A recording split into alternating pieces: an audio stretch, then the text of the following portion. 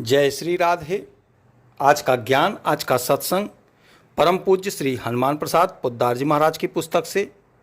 परम पूज्य कहते हैं, विषय चिंतन से ही क्रमशः संग, काम, क्रोध, मोह, बुद्धिनाश और अंत में सर्वनाश होता है। मन में पहले पहल जब स्फुरणा उठती है तो वह तरंग के सादृश्य होती है, परंतु वही आगे चलकर समुद्र बन जाती है। इसलिए अपना कल्याण चाहने वाले लोगों को चाहिए कि वे मन में विषयों के बदले धीरे धीरे भगवान को स्थान दें। उपर्युक्त युक्तियों के द्वारा नाम स्मरण करें।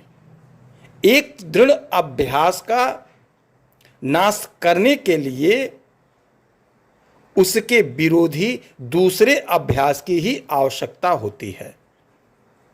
अनभ्यस्त विषय के चिंतन में पहले पहल मन ऊबता, अकुलाता और झल्लाता है, परंतु दृढ़ता के साथ अभ्यास करते रहने पर अंत में वह तदाकार बन ही जाता है। इसलिए हठ से भी मन को परमात्मा के नाम स्मरण में लगाना चाहिए। नियम कर लेना चाहिए कि मन से इतने नाम जप प्रतिदिन अवश्य करेंगे। कम से कम उतना जप तो प्रतिदिन हो ही जाना चाहिए। स्मरण से ही मन में प्रेम की उत्पत्ति होती है। एक स्त्री अपने नैहर में है, उसका पति वहां नहीं है। पति का रूप उसके सामने नहीं है, परंतु पति का नाम स्मरण होते ही उसका मन प्रेम से भर जाता है। नाम स्मरण करते करते जब स्मरण की बाण पड़ जाती है तब तो मन कभी उसे छोड़ता ही नहीं। स्मरण से क्या नहीं होता।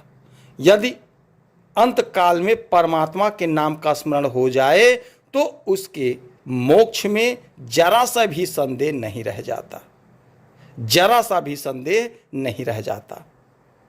भगवान ने अर्जुन से कहा कि जो पुरुष मृत्यु काल में मुझे स्मरण करता हुआ शरीर त्याग करता है वह मुझे ही प्राप्त होता है, इसमें कोई संदेह नहीं।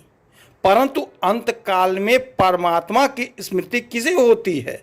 जो सदा सर्वदा प्रभु को याद करता है, अर्थात सदा जिस भाव का चिंतन करता है अंत काल में भी प्रायः उसी का स्मरण हुआ करता है।